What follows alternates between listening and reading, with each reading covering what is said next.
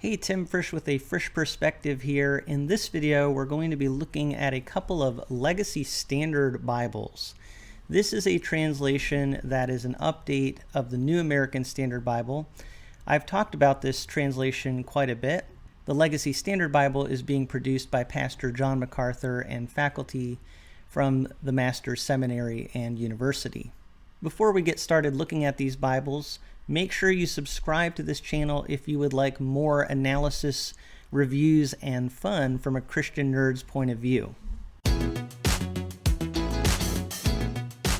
So as I said, the Legacy Standard Bible is an update of the New American Standard Bible, and I would call it more of a niche translation in a sense because there are a lot of people that have liked the New American Standard Bible over the years. However, it has gone through various updates. And I have actually, for example, here a 1977 edition of the New American Standard Bible. It was updated in 1995, and I have this copy of the 95 edition here. And then here is a copy of the most recent update. So the thing about updates is that the idea of the New American Standard Bible, the Lockman Foundation produces it, and they really want a translation. One of their aims is that they want it to be understandable. They want it to be accessible to contemporary modern readers. So they've done these different updates over the years in order to try to make it more readable. Now, the New American Standard is also known for being very literal, word for word. I actually did a video on that recently, kind of questioning some of those charts. But it is known for being a literal, accurate, word-for-word translation. So some people feel that with the updates, they're getting away from being as literal and accurate to the original languages. And so the Legacy Standard Bible is really for those people who like the New American Standard Bible, but really are not happy with the trend that the updates of the New American Standard Bible have gone through. So this is really more of a, what I would call a conservative update of the New American Standard Bible. In some ways, it's actually going back to some of the features of the earlier editions of the New American Standard Bible. However, if you look at like the 1977 New American Standard Bible, when referencing deity, when speaking to deity, they actually do use these and thous, that archaic form of speaking that we don't use in modern English. So the Legacy Standard Bible in some ways is more like earlier editions of the New American Standard Bible, trying to be more literal, probably a little bit less understandable to some people, but they don't use any archaic language like these and thous. So it is an interesting update of the New American Standard Bible. It's under the copyright of the Lockman Foundation, but it is not actually being produced by Lockman. It's Steadfast Bibles that is producing the Legacy Standard Bible. So this is the Steadfast Bibles website, and if you would like to get a copy, right now they have copies of the New Testament, Psalms and Proverbs, because the entire Bible is not out yet. That will be out later in 2021. But as you can see on the website here, they actually are producing goatskin covers, cowhide covers, and faux leather covers.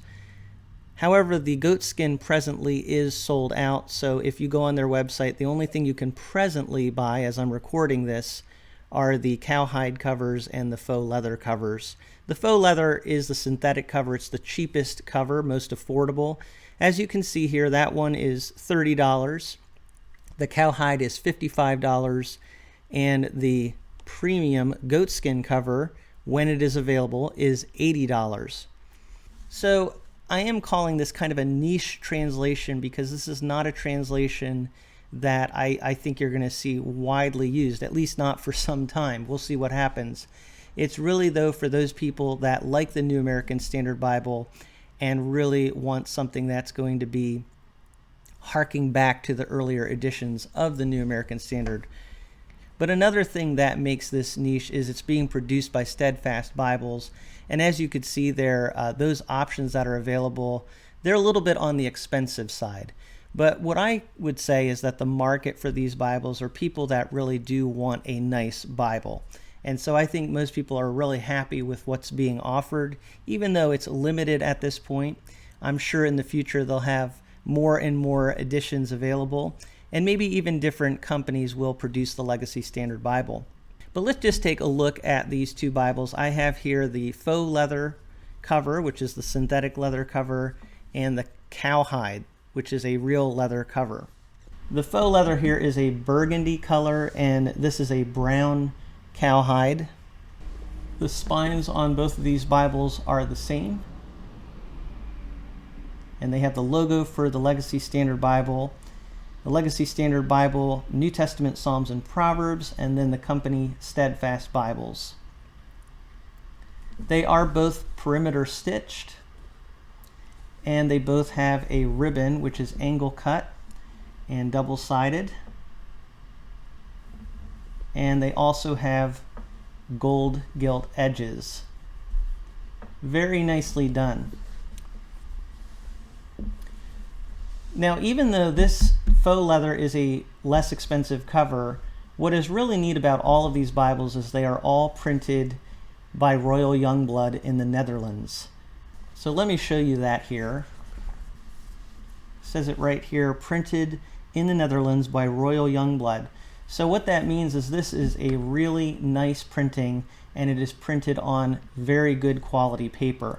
So even if you're getting the least expensive copy of the Legacy Standard Bible, you are getting really good quality printing here. Let's look at these contents. There's some front matter here, the New Testament, Psalms and Proverbs, and then some back matter, a table of monetary units, and a table of weights and measures. This is the foreword from the Lockman Foundation, and you can see here the 4 aims of the Lockman Foundation. One of the things that they say here I was talking about is that they really seek to be understandable in their translations. So this is the preface to the Legacy Standard Bible, and I've actually done videos going through this preface if you would like to check those videos out and see more about what it says. An explanation of the general format, abbreviations and special markings. Then we have a New Testament title page. We get into the biblical text, and what you will see here is this is a verse-by-verse format. So again, I would say that this is really more of a traditional type of a translation. Older King James Bibles tended to have double column verse-by-verse formats a lot. You see that still today. And the same with the Legacy Standard Bible. You have this double column verse-by-verse format. Now they do denote paragraph changes by having a verse with a bold number. So you'll see some of the verses there are bold numbers, which means that's a new paragraph. But it is just verse-by-verse format, so it's not paragraph formatting per se. And like the New American Standard Bible, the Legacy Standard Bible has Old Testament quotes that are in the New Testament in capital letters. So you can see there, these are quotes here from the Old Testament, and they are in all caps. It also does have little section headings here, which does help with kind of visualizing, and instead of having paragraph format, having those section headings does help you to understand the different portions of the text. And I have to say, I mean, this is the synthetic leather cover. It is $30. It costs a little bit of money, but printed in the Netherlands by Royal Jongbloed, and it is just beautifully printed. It is a black letter text for the words of Christ. I don't know if they're ever really going to produce a red letter text. There might be a market out there for that, but at this point it's just black letter text from what I can tell. And it does look to me like it's line matched, and I don't see a lot of ghosting, and that owes a lot to the good quality of this paper. So the font on this, I believe, is a 8.5 size font, which for a Bible this size is a really good size font actually. It's not super small. Now if you have eye problems, it is going to be a little bit on the small side, but I would say it's actually more readable than something like a Pitt Minion.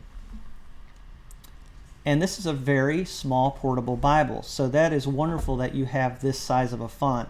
And there's good line spacing too, as you can see. So just a very readable Bible. Other people have pointed this out, that this paper is just really nice. It's very smooth. Now, it's interesting that in the faux leather Bible that I received, the paper was not stuck together at all. However, in the cowhide cover Bible that I received, all of these pages were stuck together. Still very nice paper, but it was all stuck together, and I had to take the time to pull each of the pages apart. Now, I think that probably just has to do with the gilding on the side and how that affects paper sometimes. But I thought that was interesting that this Bible didn't have the pages stuck together, whereas this one did. And this, in many ways, is a higher quality Bible. Looking at this one, the inside is really the same as the other one I was just showing you, but the cover here is a higher quality cover. They are both, the ones that I'm showing here, paste down liners. The goatskin covers do have an edge-lined construction, but a paste down liner actually for a Bible this size I think is going to hold up really well. It also generally lays pretty flat. Now, they're new Bibles, so you aren't going to have to hold it down, but with this paste down construction, you can open to any part of the Bible here and get it to open up pretty flat. Also, you're just holding it really in one hand, so it doesn't matter if it stays completely flat on a table, because really this is something for you to hold anyway. But when you get to the Psalms here, you can see the formatting there. It does have more of a poetic setting, so you see little indentions there in the poetic sections here. It does also have the Proverbs. And then finally in the back, you've got your table of monetary units and your table of weights and measurements. So you're looking here at some really nice Bibles, and I would say obviously it's great to have the entire Bible. When they have the whole Old Testament produced, it'll be great to have the entire translation.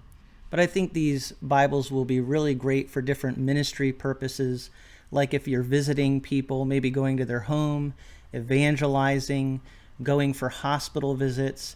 You have the ability to share verses from the New Testament, as well as read Psalms to people. So if you're in the hospital and you want to read a comforting psalm, you have the ability to do that. And because they're so portable, it's just easy to carry with you anywhere. So that is a look at the first production of the Legacy Standard Bible with the New Testament, Psalms, and Proverbs. If you have any questions or comments about this production, I'd love to hear what you think in the comments below. But thank you so much for taking a look at these Bibles with me from a fresh perspective.